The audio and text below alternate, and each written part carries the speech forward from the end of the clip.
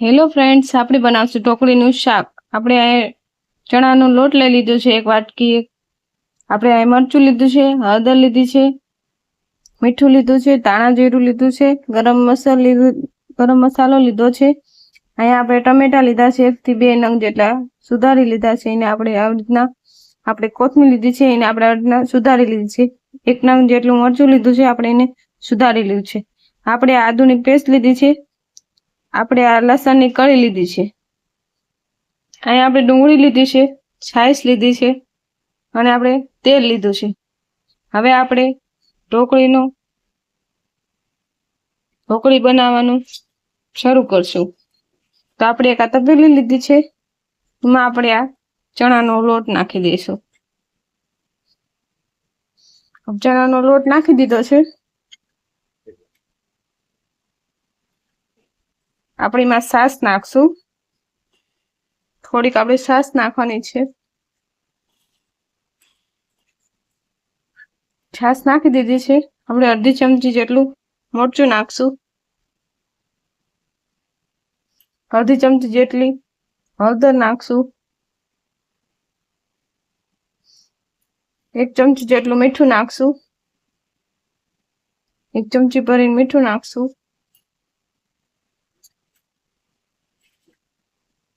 અડધી ચમચી ભરીને ધાણા જીરું નાખશું।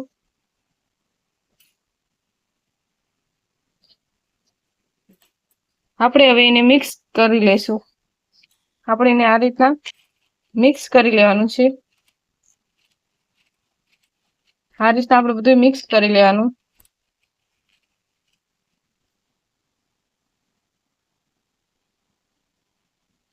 તો આ રીતના આપણે મિક્સ કરી લેવાનું છે, ગઠ્ઠા ન રહે એ રીતના આપણે મિક્સ કરી લેવાનું છે।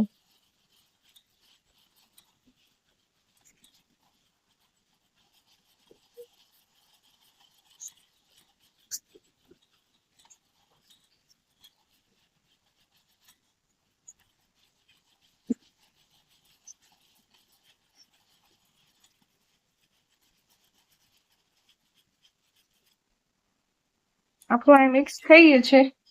આપણે હવે એક ડીશમાં કાઢી લઈશું। આપણે એક આ ડીશ લઈ લીધી છે, આપણે એમાં કાઢી લઈશું। આપણે ડીશમાં કાઢી દઈશું।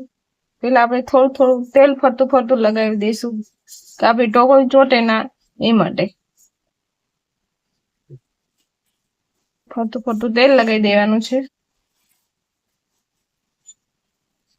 હવે આપણે આ એના અંદર નાખી દઈશું। આ રીતે આપણે આ બધું તો અહીંયા આપણે એક ડીશમાં કાઢી લીધું છે। આપણે હવે એને બાફી લઈશું। આપણે હવે ગેસ ચાલુ કરશું। આપણે એના પર તપેલું રાખી દઈશું। અહીંયા આપણે ગેસ ચાલુ કર્યો છે। આપણે એના પર તપેલું રાખી દીધું છે। આપણે એમાં થોડુંક પાણી નાખશું।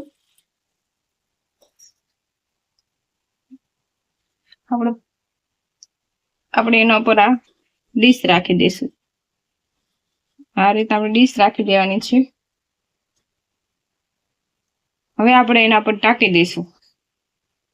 આ રીતના આપણે ઢાંકી દેવાનું છે। આપણે થોડી વાર બફાવા દઈશું। તો આપણે એને ચેક કરી લઈશું। આપણી ઢોકળી અહીંયા બફાઈ ગઈ છે। આપણે એને નીચે ઉતારી લઈશું। ગેસ બંધ કરી નાખશું। તો આપણે આ નીચે ઉતારી લીધી છે। તો આપણે હવે એને કટિંગ કરી લઈશું। આ રીતના આપણે કટિંગ કરી લેવાની છે।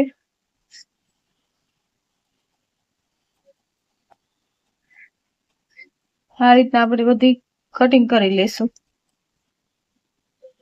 તો અહીંયા આપણે આ બધી કટિંગ કરી લીધી છે ઢોકળીને। આપણે એને વઘારી લઈશું। આપણે ગેસ ચાલુ કરશું। આપણે અહીંયા ગેસ ચાલુ કર્યું છે। આપણે એના પર કઢાઈ રાખી દઈશું। આપણે એમાં થોડુંક તેલ નાખી દઈશું। આપણે થોડુંક તેલ નાખી દઈશું।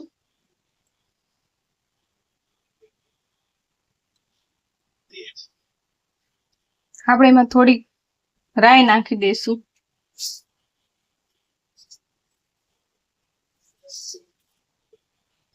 આપણે થોડીક રાઈ નાખી દેવાની છે।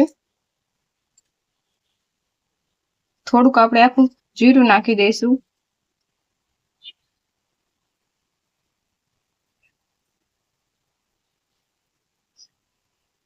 આપણે થોડોક ગરમ મસાલો નાખી દઈશું. આપણે એને થોડી વાર થવા દઈશું. આપણે એમાં થોડુંક આખું લસણ પણ નાખી દઈશું. આપણે 2 થી 3 લસણની કળી મોળીથી આપણે એમાં નાખી દઈશું. આપણે એમાં નાખી દીધી છે. આપણે થોડુંક આદુ નાખી દઈશું.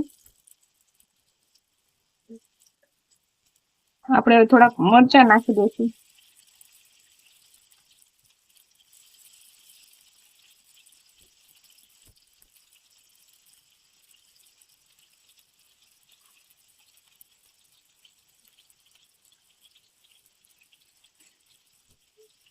આપણે એને આ રીતના હલાવી નાખશું.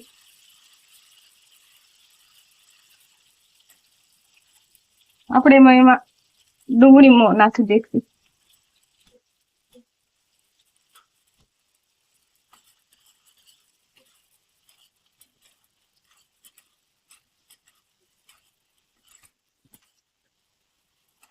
આપણી ડુંગળી હવે તેલમાં થોડી વાર ચેકાવા દઈશું.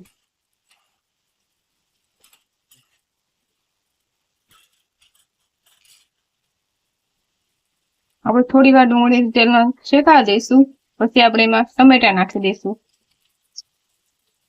તો આપણે તેલમાં ડુંગળી તળાઈ ગઈ છે, શેકાઈ ગઈ છે. આપણે એમાં ટમેટા નાખી દઈશું. આપણે આ થોડાક ટમેટા નાખી દેવાના છે. આપણે એને આ રીતના મિક્સ કરી દઈશું.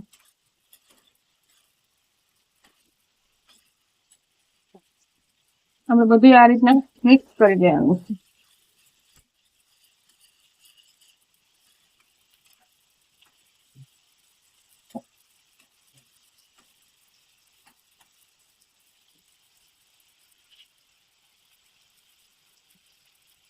આપણે એમાં હવે લસણની ચટણી નાખશું. આપણે હવે એમાં લસણની ચટણી નાખી દઈશું. આપણી ચટણી નખાઈ ગઈ છે. આપણે એને આ રીતના હલાવી નાખશું. બધું મિક્સ કરી લેવાનું છે. આ રીતના બધું મિક્સ કરી લેવાનું. આપણે એને થોડી વાર ચડવા દઈશું. તો આપણે અહીં ચડી ગયું છે. આપણે એમાં ઢોકળી નાખી દઈશું. આપણે આ ઢોકળી નાખી દેવાની છે બધી.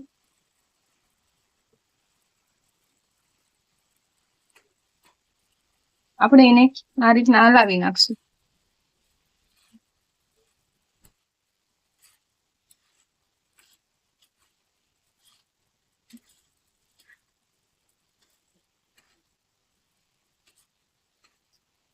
આ રીતના હલાવી નાખશું.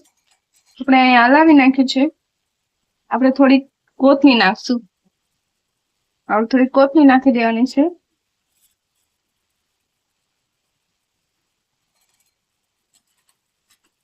આપણે અહીં કોથમી નાખી દીધી છે. આપણે એને આ રીતના હલાવી નાખશું. આપણે એમાં થોડીક છાશ નાખી દઈશું. આપણે એમાં થોડીક છાશ નાખી દેવાની છે.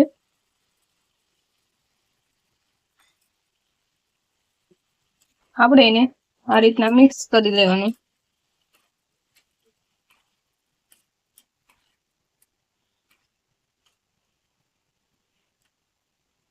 મિક્સ કરી દીધું છે. આપણે એને થોડી વાર ચડવા દઈશું. તો અહીંયા આપણું શાક થઈ ગયું છે. આપણે ગેસ બંધ કરી નાખશું.